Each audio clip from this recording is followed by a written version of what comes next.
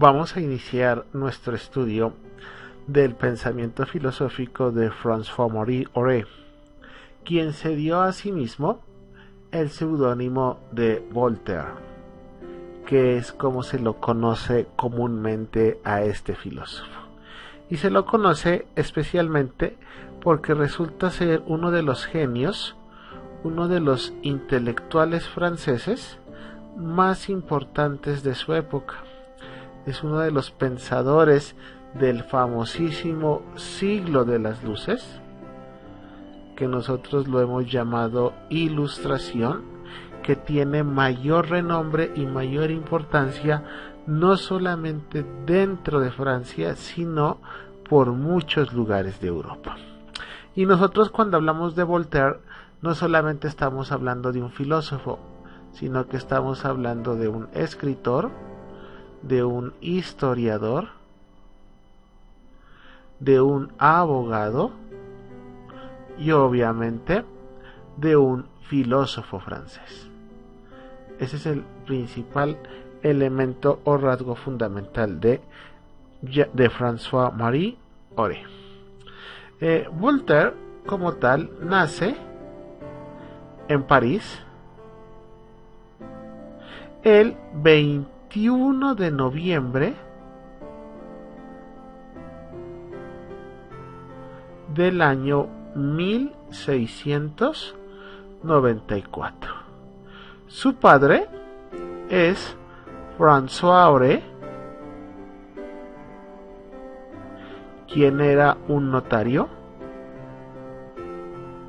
y su madre, de quien se conoce muy poco, es Marie de Marie.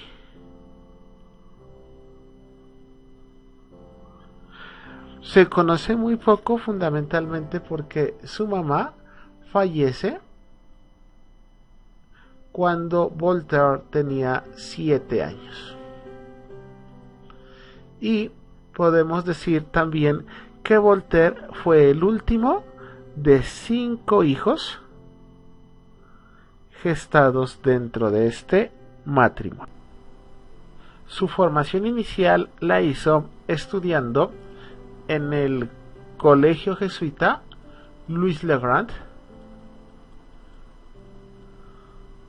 Durante los últimos años del reinado de Luis XIV, Louis le Grand significa eso justamente, Luis el Grande, y aquí Voltaire estudió sobre todo latín y griego, que son los elementos fundamentales para estudiar a los clásicos romanos, a los clásicos griegos. Y se la pasó en este colegio durante los años 1704 a 1711 aproximadamente. Pero un elemento que debemos rescatar fundamentalmente, y es que debido a la fuerte y cerrada formación religiosa a la que es sometido Voltaire en este colegio, esa formación religiosa genera en Voltaire como una especie de trauma, y Voltaire guardará un penoso recuerdo de lo sucedido en este colegio, lo cual le llevará con el tiempo a plantear una actitud totalmente irreverente, rebelde y hasta en algunos casos burlona de la Iglesia cristiana. Tanto de sus instituciones como de sus dogmas. Voltaire es un crítico de la institucionalidad de la Iglesia, de sus jerarquías, de su acumulación de poder, pero también de sus dogmas, que son tan incomprensibles que la gente del común no puede acceder a ellos como tal.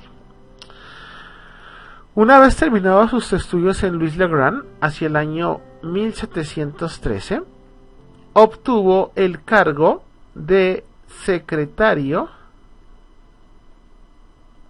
de la embajada francesa en La Haya,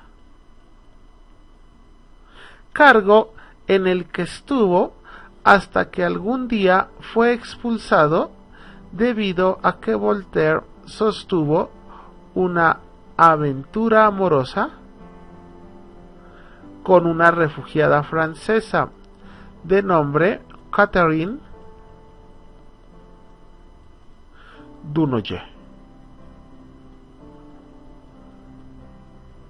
Pero este periodo en La Haya es muy importante porque Voltaire aquí comenzó a escribir su tragedia, la cual después con el tiempo llevará el título de Edipo, pero que fue muy demorada en ser publicada.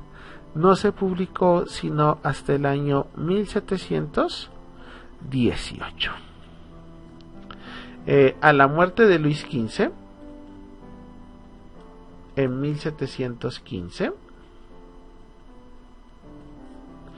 asume el gobierno el duque de Orleans. Voltaire no lo ve con buenos ojos y escribe contra el duque de Orleans una sátira, la cual, pues obviamente al duque de Orleans no le causa ninguna gracia, hace que Voltaire sea perseguido y es llevado preso a la Bastilla, a la cárcel de la Bastilla. Durante permanecerá casi un año, tiempo que Voltaire no le desperdicia, sino que se dedica al estudio de la literatura. En el año 1718, Voltaire conoce su primer éxito literal con su obra, con su tragedia titulada Edipo, la cual le da un gran reconocimiento. Y luego en el año 1723 también termina de completar su fama de gran escritor con su epopeya La Henriade.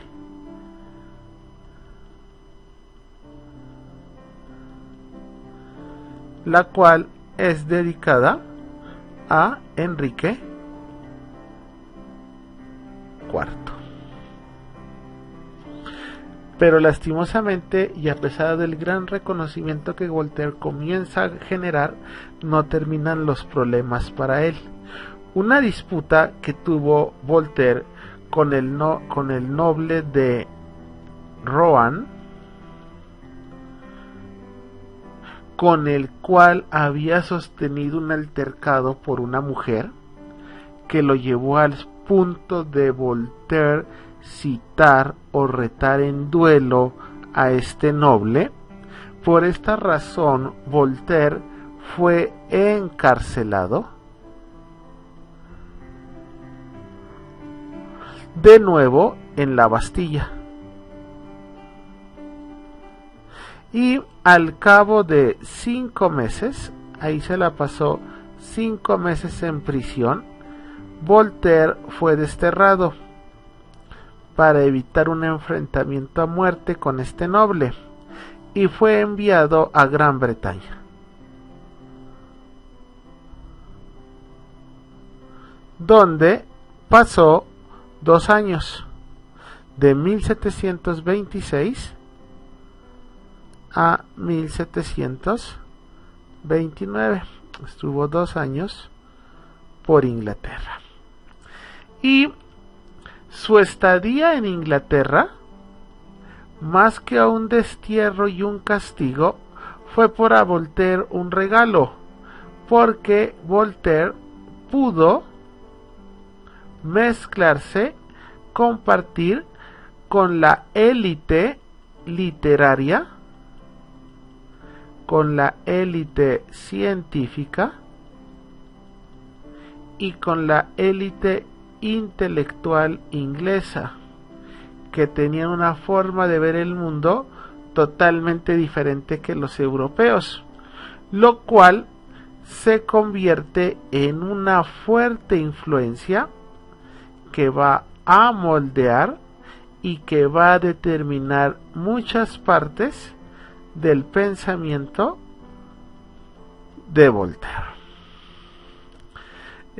Cuando finalmente Voltaire puede regresar a Francia,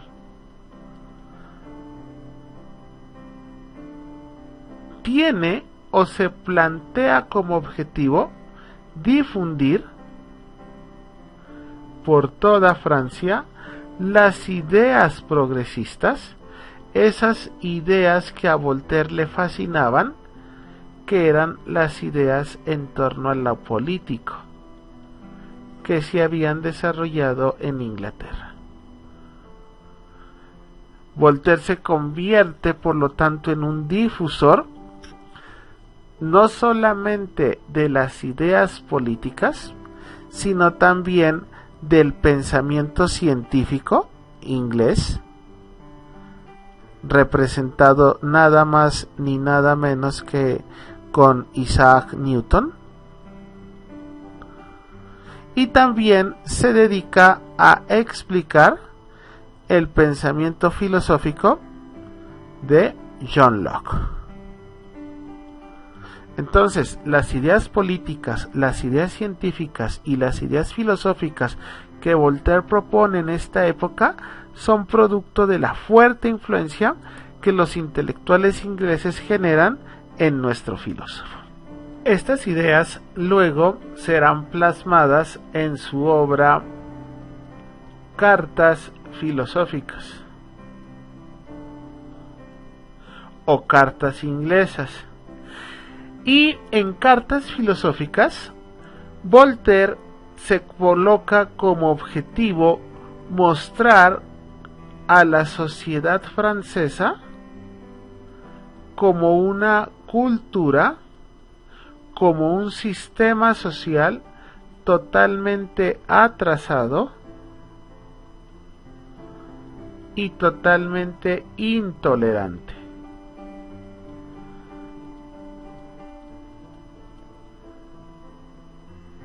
Estas ideas de atraso e intolerancia dentro de la sociedad francesa pues van a causar dentro de los franceses una gran controversia y obvio, ¿no? Un gran escándalo, lo cual incita a una persecución que muchas veces se torna hasta personal frente a la figura de Voltaire. Voltaire no es una figura muy querida dentro de los franceses como tal. En el año 1718, Voltaire escribe su historia de Carlos XII y además de hacer una biografía o una especie de narración de los principales acontecimientos del reinado de Carlos XII, dentro de esta obra comienza Voltaire a esbozar los diferentes problemas y los diferentes tópicos que más adelante aparecerán ya muy maduros en su famosa obra Cartas filosóficas.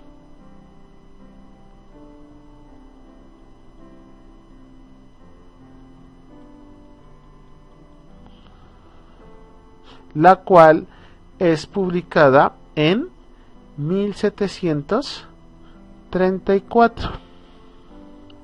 Dentro de esta obra,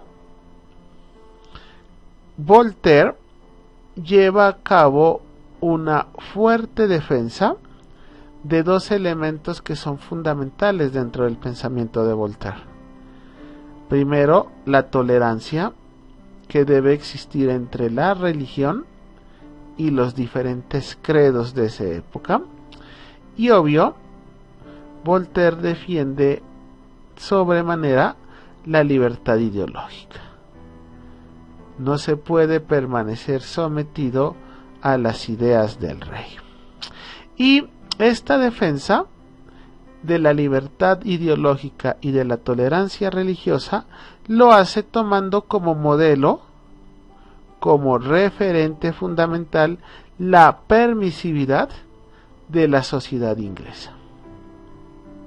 Y dentro de ese esquema, Voltaire obviamente va a acusar al cristianismo de ser el cristianismo la raíz de todo fanatismo religioso.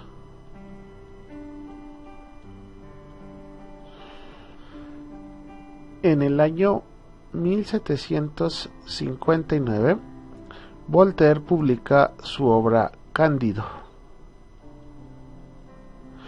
obra que de manera inmediata será condenada en Ginebra. Y la condena se da fundamentalmente por dos razones: por las irónicas, si queremos llamarlo así, críticas que Voltaire hace de la filosofía de Leibniz, y por el otro lado porque desarrolla una sátira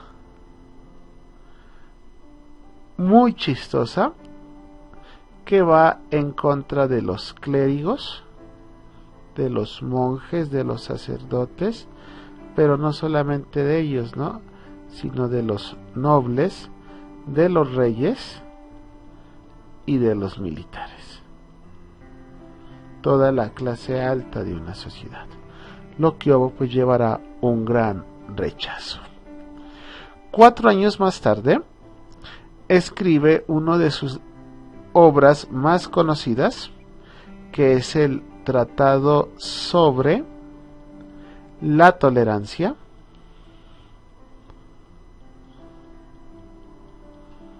y en el año 1764 Voltaire publica su diccionario filosófico. Y desde entonces, y ya Voltaire considerándose como tal un personaje muy famoso, un personaje muy reconocido, Voltaire cambia su actitud y comienza a hacer de abogado y comienza a intervenir en diferentes casos judiciales. Los más conocidos: el caso Calas, el caso Cabarré,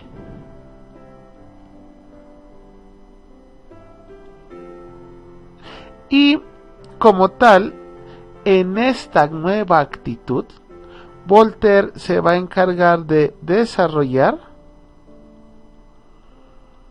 una fuerte capacidad de cómo los hombres deben vivir en tolerancia.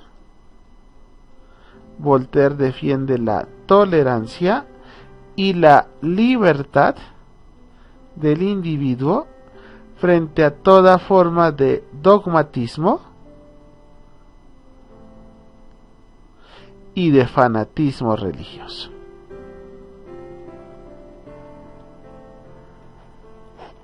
Hacia el año 1778, al final puede volver a París, ya goza de un reconocimiento, pero desafortunadamente su regreso es muy tarde, porque muere el 30 de mayo del mismo año.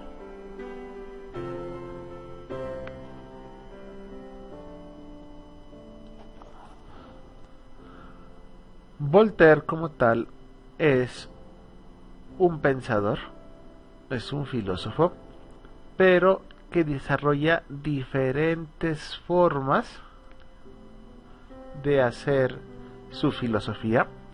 Es muy polifacético, no solamente se dedica a la filosofía como tal, y eso hace que también sea poco sistemático.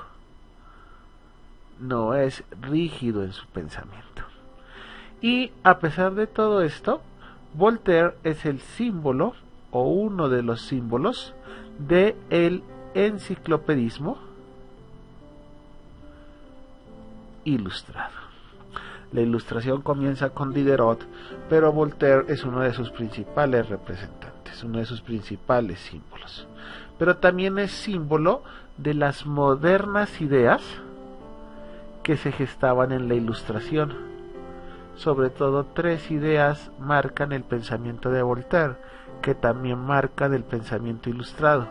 Voltaire defendía la libertad de pensamiento. No puede existir una coacción en el pensar del hombre. Defiende la tolerancia, ya lo vamos a ver. En un mundo en donde cada uno busca imponerse sobre el otro, la tolerancia es un elemento fundamental para asegurar la convivencia social. Y también defiende el ideal de justicia. Para Voltaire, estos 3 son instrumentos como tal que nos van a permitir a nosotros superar el estado de ignorancia, el profundo dogmatismo y la clara superstición que vivía la sociedad europea. Entonces, Voltaire, frente al oscurantismo que se vivía en Francia y en Europa, que no solamente era ideológico sino académico, Voltaire esgrimía una claridad crítica mordaz y demoledora. La crítica de Voltaire está enmarcada en tratar de superar estos 3 elementos que hacen de la sociedad europea una sociedad oscura y enigmática a la hora de comprender el mundo que le rodea. Y es que, pese a compartir muchos de los postulados básicos aceptados por la mayoría de ilustrados, Voltaire se separa de ellos. Sobre todo porque para Voltaire resulta imposible la creencia en divinidades y el optimismo metafísico de algunos ilustrados. Y otro elemento que cuestiona Voltaire es la fe ciega que tiene la ilustración en el progreso, o sea, en la idea de que todo podrá ser mejor. También en su antropología, en su concepción de hombre, Voltaire no maneja una concepción eminentemente optimista al hablar del individuo. Y en ese sentido, Voltaire no cree en la bondad natural del hombre. El hombre no es bueno por naturaleza. Pero tampoco es la sociedad y mucho menos el Estado el responsable de la maldad humana. Para Voltaire no es la sociedad ni el Estado los actores o los escenarios que pervierten o que denigran, que hacen menos al hombre. La sociedad y el Estado no pervierten esa inocencia original de los hombres, sino que Voltaire está convencido que es el propio hombre, cada hombre es el que genera las condiciones de su miseria. Por lo tanto, la ética, que es el arte de actuar de cada individuo, y la política, que es el arte de vivir con otros, son dos escenarios que no deben estar separados, pero no se debe plantear el esquema propio de la Ilustración, que pensaba que la ética debía estar subordinada a la política. Para Voltaire no, la ética no se debe subordinar a la política, y mucho menos a la confianza absoluta en la razón, en la creencia de que en la medida en que actuemos racionalmente, obremos bien. Entonces, Voltaire critica los postulados racionalistas. Es más, Voltaire no acepta que el criterio único de actuar sea la razón, ya que está convencido Rousseau, cuando nosotros hablamos de la inteligencia humana es muy buena para denunciar. La inteligencia humana es muy buena para criticar, para buscar en últimas los errores. Pero por sí sola es impotente para erradicar los males. La razón por sí sola no puede acabar con el mal.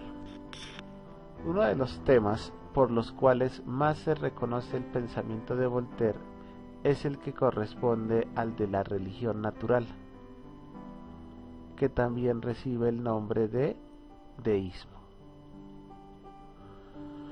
Nosotros no podemos negar que los pensadores de la Ilustración tienen una conciencia, son conscientes del vínculo que existe entre el saber y la acción. Dimensiones fundamentalmente que están marcadas por un solo interés, y es que no se puede saber si ese saber no es llevado a la práctica, y la práctica no tiene sentido si no se sabe por qué. Ese es como el escenario fundamental. Y dentro de la Ilustración, el interés que une saber con acción, teoría con práctica, está centrada en la búsqueda de los autores ilustrados en afirmar, en fundamentar, en darle piso al individuo como conciencia, a la conciencia del individuo como tal, la cual está más allá de la conciencia espiritual o de las comprensiones metafísicas y religiosas propias de los pensadores antiguos. El hombre es conciencia individual, y esta conciencia es lo único que existe, es lo absoluto. Por lo tanto, la conciencia individual como origen absoluto del conocimiento y de la acción humana.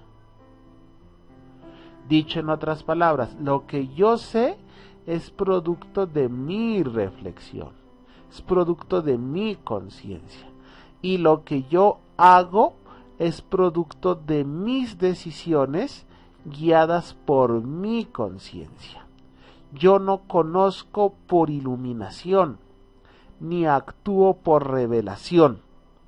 Por lo tanto, en esta época se daba una fuerte afirmación de los derechos y ambiciones del ser humano, en donde lo importante es el hombre como individuo. Esta nueva forma de entender al individuo lleva a establecer una fuerte batalla con la religión, la cual todavía es un duro contrincante en este siglo. Todavía los hombres de la Ilustración tienen que forjar una lucha con la tradición religiosa.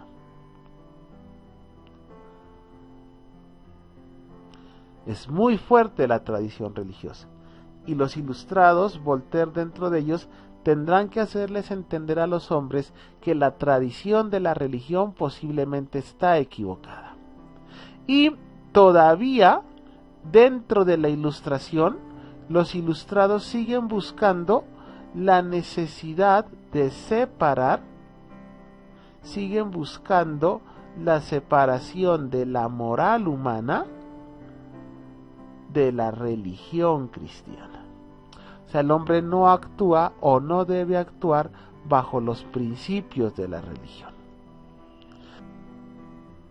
A esta nueva situación contribuye profundamente lo que estaba sucediendo en Inglaterra.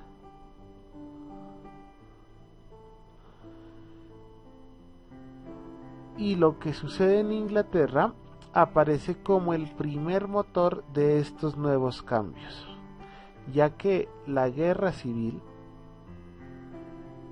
que se desarrolló durante los años 1642 a 1649 promovió una serie de cambios en el orden religioso.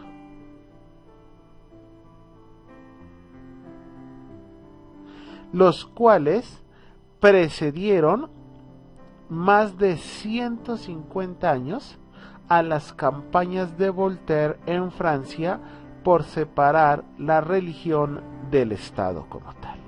Entonces las ideas de Voltaire tienen inspiración en estos cambios de orden religioso que siguieron en Inglaterra hacia el año 1640-1650 como tal. Y es que con la llegada de la Revolución Inglesa,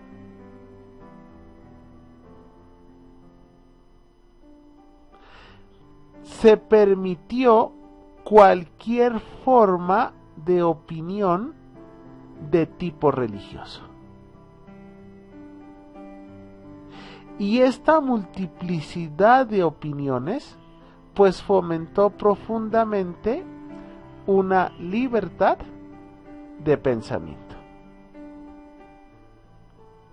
Ya no existía el dogmatismo cerrado de una sola creencia, una sola religión, una sola palabra de Dios, sino que los hombres pueden abrir sus mentes a diferentes maneras de entender el hecho religioso. Y esto obviamente conlleva el deseo de creencias, de llegar a construir saberes que estén más allá de los principios de la religión. O sea, un conocimiento, unas ideas más allá de lo religioso. Y es ahí, en ese contexto, cuando nace el deísmo, el cual sostiene fundamentalmente que la existencia de Dios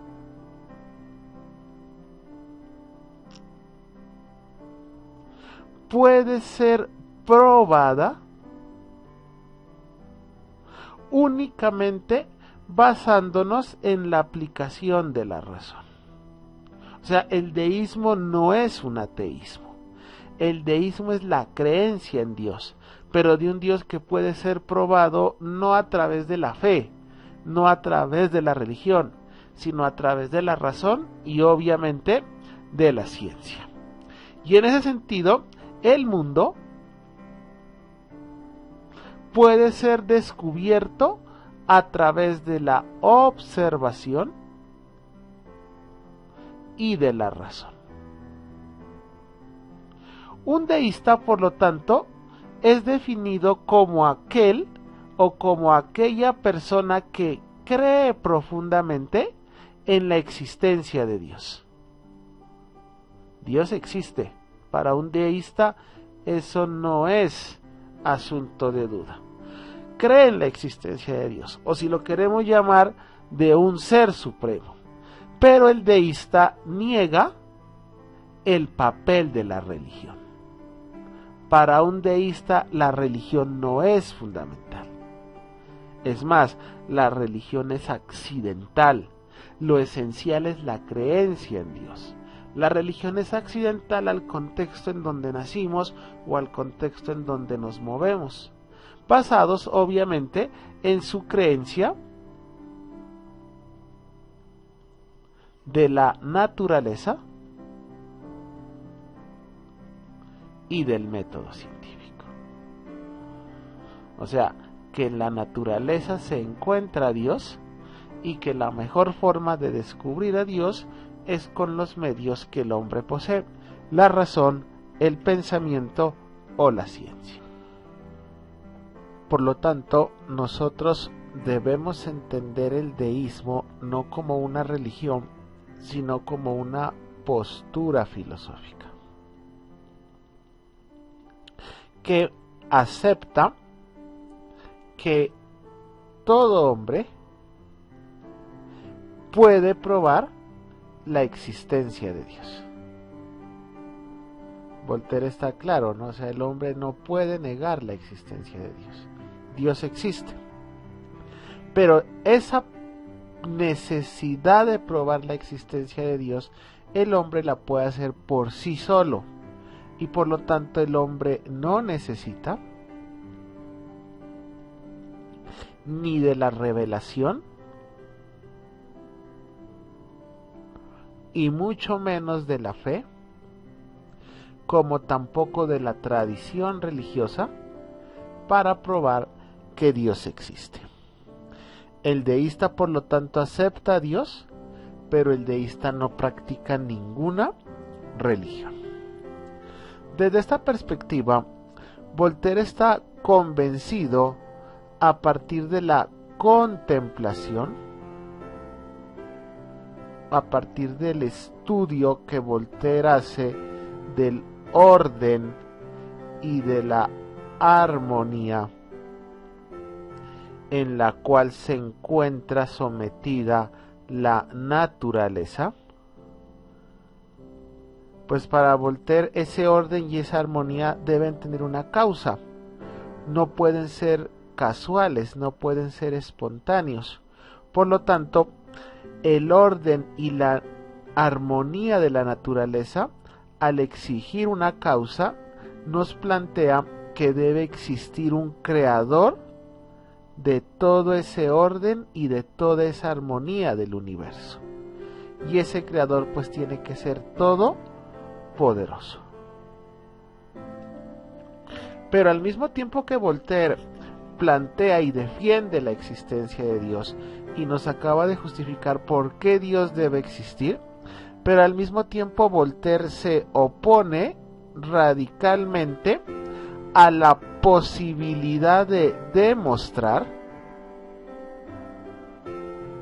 racionalmente, a partir del ejercicio racional, que en últimas termina convertido en una metafísica.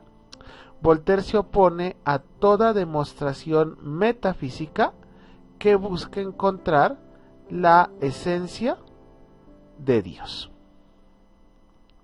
Y por el otro lado, Voltaire también se opone a que exista el deseo de exclusividad de cualquier institución religiosa sobre Dios, que es lo común en una religión, ¿no?